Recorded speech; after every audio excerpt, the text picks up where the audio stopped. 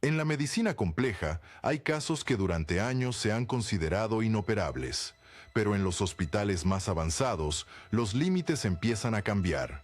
En la clínica Mayo, uno de los neurocirujanos más especializados del mundo explica cómo se intervino un tumor que, hasta hace poco, no se podía operar.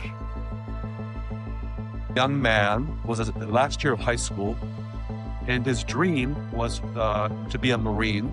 He wanted, I think his grandfather was in World War II, and he had this dream to serve his country. And he was also very athletic. He was a wrestler. He was wrestling with one of his friends during practice, and then he had a seizure. So they brought him to the ER and said, you know, when I was training, he has this tumor. This is on the right, this is in the motor area of the brain. So this is roughly around here. And that part of your brain controls the left side of your body. If you have a tumor up here and it grows, you could lose your arm and leg functions, become in a wheelchair or something. So he has this tumor and he's told, this is inoperable. You just had a seizure. You need to go on seizure medications and forget the Marines. You're not going to wrestle probably for seizing. So this kid was devastated. So we called him an ER and they said, well, you know, I was taught this is inoperable, but we've developed some techniques at Mayo that maybe we have a brain mapping program. Maybe if we can map the brain around this, and maybe if we can keep him awake for the surgery. And we now on our instruments have a little electrical current where I can speak to the brain, quote unquote, and stimulate that tissue to see if it's connecting to his arm or leg. So what we did is we mapped the tumor.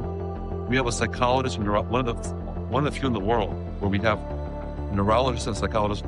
All they do every day is map the brain. But then when we go to surgery, we have better maps. Okay, well, how does Mayo stay number one? We have to be better than the competition. We're trying to be better than the competition. It's these little things. Unless we can improve on these details, we're not going to be number one. We don't just get number one just, because people like us. It's we have to earn it. That's the bottom line. So here, we've now mapped, I've created a map. The tumor is green. The blue are all the fibers that control the arm and leg. So it's like you dropped your wedding ring in the middle of an alligator lake, and your wife says, you better get it. Oh my God, I'm going to do that. So now how do we pluck this out, literally? And by the way, to make things even worse, there's one of the most important vessels in the brain, this vessel here. If you mess with that, it means it's going to have a stroke. So it's game over. If I mess with the blue, if I mess with the vein, it's going to be game over. But at surgery, these tumors look just like the brain. So if you do it, that's why all my teachers told me, don't operate on this. That's what we were taught in school. Sometimes you have to question dogma, right? If you want to be better, if you want to keep getting better, you have to question dogma. So here we are at surgery. We've mapped the brain. This is that vessel. We don't want to mess with this. So we have to use instruments that are used by Swiss watchmakers, we call jeweler instruments, to gently heal that vessel. Now I'm stimulating, and this area is mapping positive for hand. So this part of the brain is positive for hand. With augmented reality, mixed reality, the tumor is right here. Can you all see it? Mm-hmm. Because without that, the brain looks the same, but now I can bring the MR and superimpose it on the vision. And now I'm using a very sharp knife and jeweler instruments that I tell her they should spend 3 months in Switzerland studying how to make fine watches. 3 months in Japan for sushi. So here now I'm stimulating. So I'm not going to take any tissue that I don't talk to. How do I talk to the brain? Electrically. For those of you in physics, I can send 1 milliamp. That's 1 millimeter away. If I deliver 1 milliamp and my neurologist sees hand signal, that means I'm 1 millimeter away. If I do 10, it's 10 millimeters away, right? And I hear a signal. It's like backing up your car and you start to hear a signal when you're going to get too close. So now I'm removing the tissue. I've preserved that vein. And this is tumor. But to our eye, it doesn't look any different, right? It looks just like brain. But with augmented reality, and now I'm continuing to stimulate. This suction removes tumor, but also stimulates. I'm talking to the brain, because the language of the brain is electricity. So here now I'm superimposing the tumor.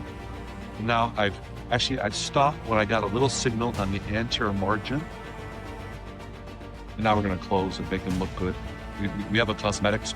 By the way, almost all my surgeons, I work with a plastic surgeon because we think anybody having had surgery deserves to have a plastic surgeon. So we have a combined neuroplastics program, one of the few in the country. So we give people, because we want people to look good, not just, we want to be good on the inside, but also good on the outside. Something we just started doing, by the way, is we've now been putting plates over our surgery that are like the ultrasound. So now we can actually set up new CT after surgery. We can get ultrasound to look at their brain. That's a very new thing. We just started doing that 2 months ago. So again, showing this is the post-op MR. The tumor is completely gone. So we took it out completely, and he now is seizure-free and was able to join the military. I want to give you a flavor of what we're doing. Casos como este no existen en todos lados. Y cuando se trata de decisiones médicas complejas, el acceso al hospital correcto cambia completamente lo que es posible.